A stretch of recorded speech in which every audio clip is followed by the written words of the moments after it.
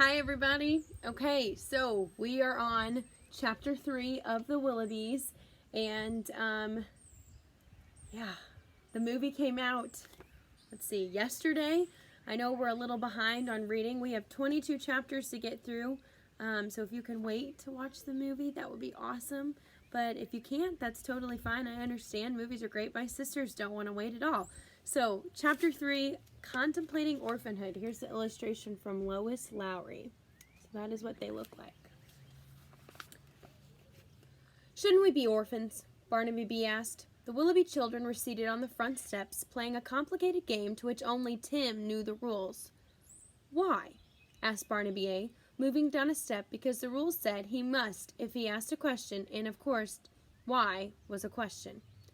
Because, Barnaby B explained, we are like children in an old-fashioned book, and mostly they are orphans, Jane said. She moved down 2 steps because she had interrupted, which was against the rules, and now she was the lowest of the 4. Worthy and deserving orphans, Barnaby B added. Winsome, too, added Jane. The 3 younger children each moved down 1 more step just on general principles. Only Tim, who had invented the game and its rules, remained at the top of the short staircase that led to the front door. I win, he announced. Let's play 1 more time. They all moved to sit side by side on the middle step.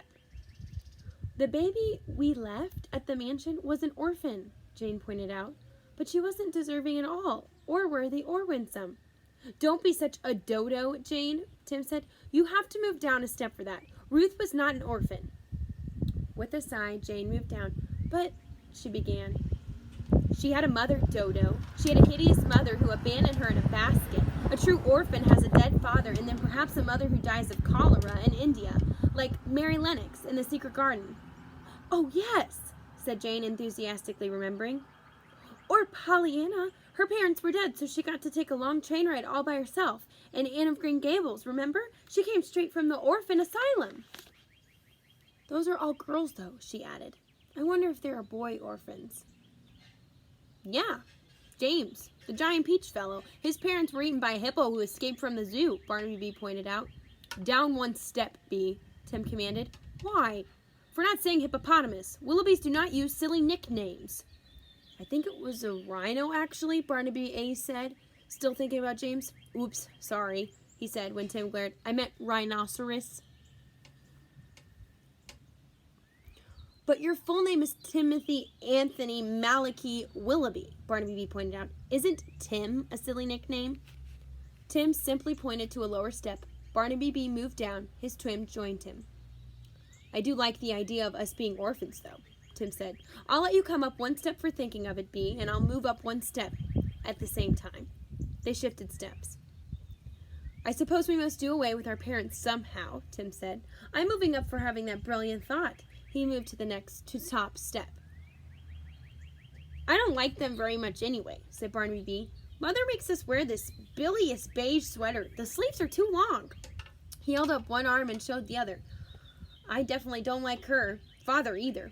Nor do I, added Barnaby A. Father is neglectful, and Mother is a vile cook. Jane. Tim gave his sister a questioning look. Jane shrugged. I'm at the very bottom step, she said sadly. I can't go any lower. We could put you in the coal bin in the basement, Tim pointed out, and we will, if you say you are fond of our parents. Jane thought. No, she said, I'm not. Not especially. Good answer, Tim announced. I moved to the top step for getting that good answer out of Jane. He moved up. I win, he said. Again, you people don't try. May I speak? Barnaby A asked from his low step. Tim nodded permission. A sea voyage sometimes produces orphans, Barnaby A pointed out. They are often pirates or icebergs. And sea serpents, his twin added, even though I don't entirely believe in sea serpents. I believe in giant squids, Jane said with a shudder. Good point, Tim acknowledged. And piranhas? Are our parents planning a vacation by any chance on a ship? I don't know. The 3 younger children spoke at the same time, and were each demoted 1 step for being monotonous and sounding like echoes, even though the game had ended. And now, Tim announced, going to retrieve his bicycle from under the stoop. "I am going out for a bit to visit the reprehensible travel agency and obtain some brochures. I have come up with a perfectly despicable plot to get rid of our parents." "You are ruthless, Tim," Barnaby commented happily. "Yes, and soon to be an orphan as well." What? Okay, that game, guys, wow. What a game to play. I don't know if I would enjoy Tim making rules for me to play a game. And it sounds like they want to be orphans, but that's something that I wouldn't want to be. But it sounds like maybe they want to be because their parents aren't very nice to them. I don't know. Let me know what you think.